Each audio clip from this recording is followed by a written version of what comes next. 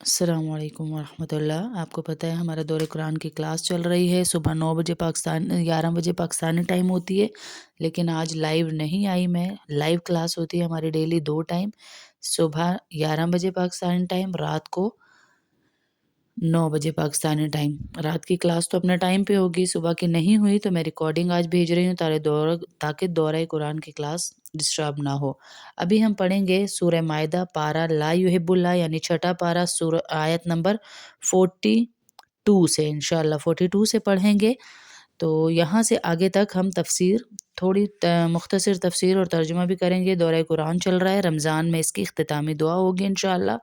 ساری بہنوں سے گزارش ہے کہ آپ بھی شریک ہوں اور اپنے جاننے والوں کو بھی دعوت دیں، اور جتنے لوگوں کو شریک کر سکتی ہیں اپنے لیے صدقہ جاریہ کمائیے کہ اللہ کے کلام کو آپ لوگوں کو تک پہنچائیں گی، سمجھائیں گی، تو آپ کو نہیں پتہ آپ کے کتنے رکے ہوئے کام اللہ پاک جاری فرما دیں گے۔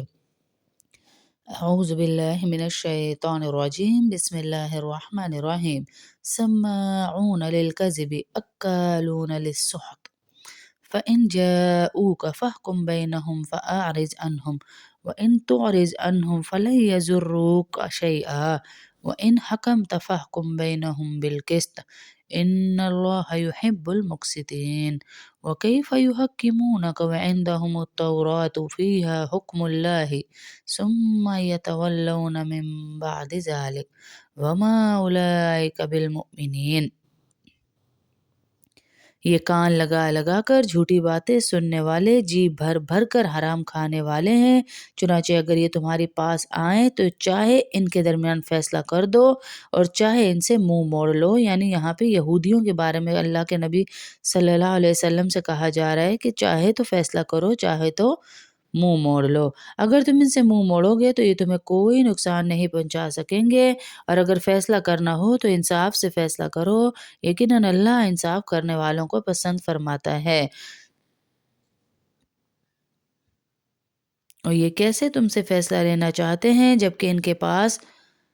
اِنَّا أَنزَلْنَا التَّوْرَاةَ فِيهَا هُدًى وَنُورٌ، اللہ رب العزت فرما رہے ہیں کہ یہ کیسے تم سے فیصلہ لینا چاہتے ہیں جبکہ ان کے پاس تورات موجود ہے جس میں اللہ کا فیصلہ درج ہے، پھر اس کے بعد فیصلے سے منہ بھی پھیر لیتے ہیں۔ دراصل یہ ایمان والے ہی نہیں ہیں۔ اللہ پاک فرما رہے ہیں اس کا مطلب یہ ہے کہ وہ تورات کے احکامات سے منہ موڑ لیتے ہیں، اور یہ بھی حضور اقدس صلی اللہ علیہ وسلم سے فیصلے کی درخواست کرنے کے باوجود جب آپ فیصلہ سناتے ہیں تو اس سے بھی منہ موڑ لیتے ہیں۔ تو فیصلہ کرواتے کیوں ہیں پھر جب منہ ہی موڑنا ہوتا ہے؟ إِنَّا أَنزَلْنَا التَّوْرَاةَ فِيهَا هُدًى وَنُورٌ يَحْكُمُ بِهَا النَّبِيُّونَ الَّذِينَ أَسْلَمُوا لِلَّذِينَ هَادُوا وَالرَّبَّانِيُّونَ وَالْأَحْبَارُ بِمَا اسْتُحْفِظُوا مِنْ كِتَابِ اللَّهِ وَكَانُوا عَلَيْهِ شُهَدَاءَ فَلَا تَخْشَوُا النَّاسَ وَاخْشَوْنِ وَلَا تَشْتَرُوا بِآيَاتِي ثَمَنًا قَلِيلًا وَمَن لَّمْ يَحْكُم بِمَا أَنزَلَ اللَّهُ فَأُولَٰئِكَ هُمُ الْكَافِرُونَ۔ بے شک ہم نے تورات نازل کی تھی جس میں ہدایت تھی اور نور تھا۔ تمام نبی جو اللہ کے فرما بردار تھے اسی کے مطابق یہودیوں کے معاملات کا فیصلہ کرتے تھے، اور تمام اللہ والے اور علماء بھی اس پر عمل کر رہے تھے کیونکہ ان کو اللہ کی کتاب کا محافظ بنایا گیا تھا اور وہ اس کے گواہ بھی تھے۔ لہٰذا اے یہودیوں، تم لوگوں سے نہ ڈرو اور مجھ سے ڈرو، اور تھوڑی سی قیمت لینے کی خاطر میری آیتوں کا سودا نہ کیا کرو، اور جو لوگ اللہ کے نازل کیے ہوئے حکم کے مطابق فیصلہ نہ کریں وہ لوگ کافر ہیں۔ وَكَتَبْنَا عَلَيْهِمْ فِيهَا أَنَّ النَّفْسَ بِالنَّفْسِ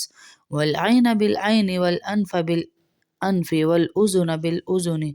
وَالسِّنَّ بِالسِّنِّ وَالْجُرُوحَ قِصَاصٌ فَمَن تَصَدَّقَ بِهِ فَهُوَ كَفَّارَةٌ لَّهُ وَمَن لَّمْ يَحْكُم بِمَا أَنزَلَ اللَّهُ فَأُولَٰئِكَ هُمُ الظَّالِمُونَ وَقَفَّيْنَا عَلَىٰ آثَارِهِمْ بِعِيسَى ابْنِ مَرْيَمَ مُصَدِّقًا لِّمَا بَيْنَ يَدَيْهِ مِنَ التَّوْرَاةِ وَآتَيْنَاهُ الْإِنجِيلَ فِيهِ هُدًى وَنُورٌ وَمُصَدِّقًا لِّمَا بَيْنَ يَدَيْهِ مِنَ التَّوْرَاةِ وَهُدًى وَمَوْعِظَةً لِّلْمُتَّقِينَ۔ اور ہم نے اس تورات میں ان کے لیے حکم لکھ دیا تھا کہ جان کے بدلے جان، آنکھ کے بدلے آنکھ اور ناک کے بدلے ناک، کان کے بدلے کان، دانت کے بدلے دانت ہی کی، اور زخموں کا بھی اسی طرح بدلہ لیا جائے۔ ہاں، جو شخص اس بدلے کو معاف کر دے تو اس کے لیے گناہوں کا کفارہ ہو جائے گا، اور جو لوگ اللہ کے نازل کیے ہوئے حکم کے مطابق فیصلہ نہ کریں وہ ظالم لوگ ہیں۔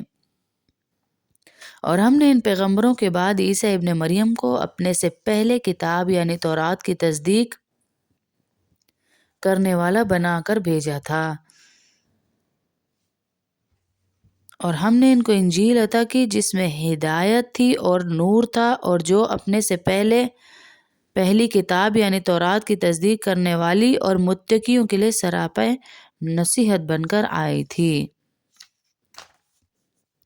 وَلْيَحْكُمْ أَهْلُ الْإِنْجِيلِ بِمَا أَنزَلَ اللَّهُ فِيهِ وَمَنْ لَمْ يَحْكُمْ بِمَا أَنزَلَ اللَّهُ فَأُولَئِكَ هُمُ الْفَاسِقُونَ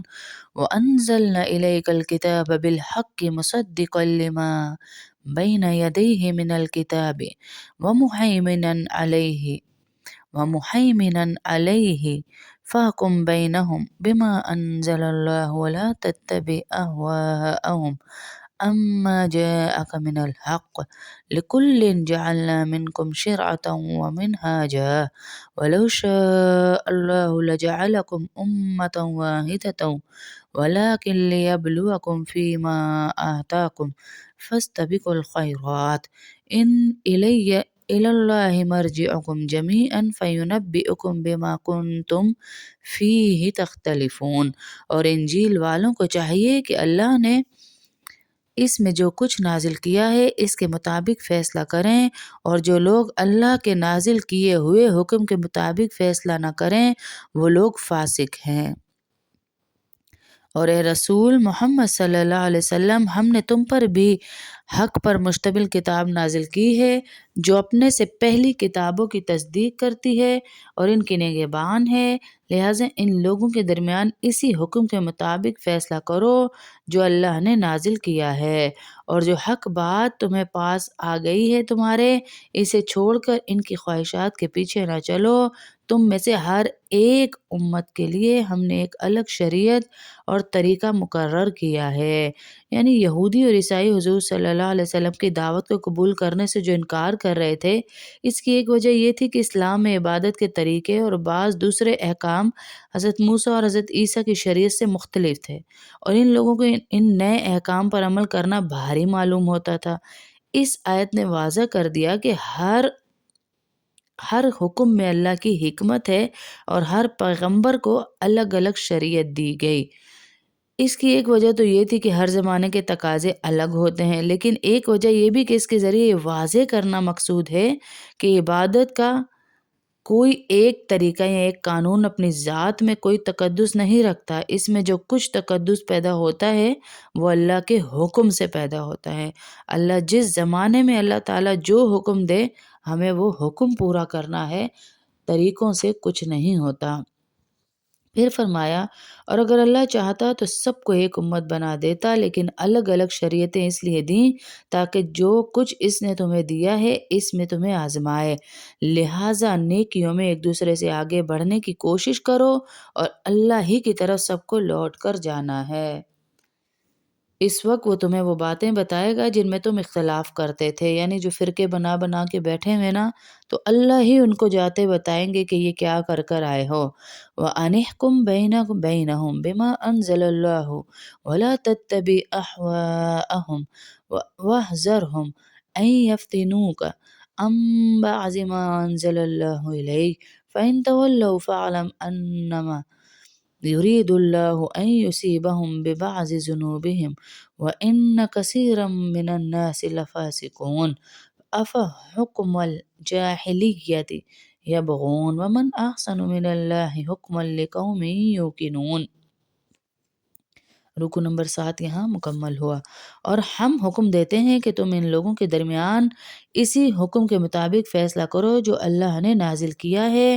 اور ان کی خواہشات کی پیروی نہ کرو، اور ان کی اس بات سے بچ کر رہو کہ وہ تمہیں فتنے میں ڈال کر کسی ایسے حکم سے ہٹا دے جو اللہ نے تم پر نازل کیا ہو۔ اس پر اگر وہ منہ موڑیں تو جان رکھو اللہ نے ان کے بعض گناہوں کی وجہ سے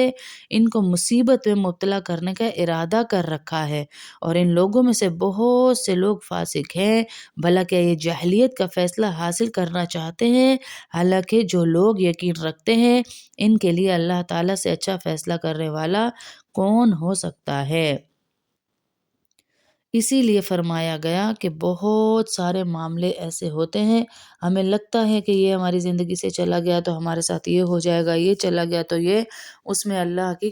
بہتری بلکہ مکمل بہتری ہوتی ہے۔ اللہ کے ہر فیصلے پہ ہمیں راضی رہنا چاہیے، کسی کے آنے جانے سے نہیں، بلکہ اللہ کے حکم کو پورا کرنے میں، اللہ کی حکم کی پیروی کرنے میں اپنی جان لگانی چاہیے، اور ہم کسی فتنے میں نہ ڈلیں، نہ اولاد کی وجہ سے، نہ مال کی وجہ سے، نہ دوستی یاری کی وجہ سے۔ یہ مخاطبت اللہ کے نبی سے ہے کہ ان کی وجہ سے کسی فتنے میں نہ ڈل جانا۔ بتایا مجھے اور آپ کو جا رہا ہے، جتنی مرضی گہری دوستی کسی کے ساتھ ہو، یا تعلق داری ہو یا پڑوس داری ہو، لیکن حکم اللہ کا ہی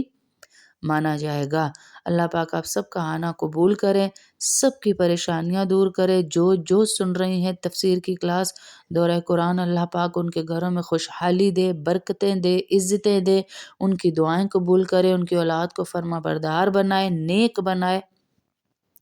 اور جتنی بہنیں ہماری پریشان ہیں ان کی پریشانیاں دور کرے، قرضے اتارے اللہ پاک سب کو نیک صالح اولاد، بے اولادوں کو عطا فرمائے، بیماروں کو شفا عطا فرمائے، سب کی دعائیں قبول فرمائے، آمین۔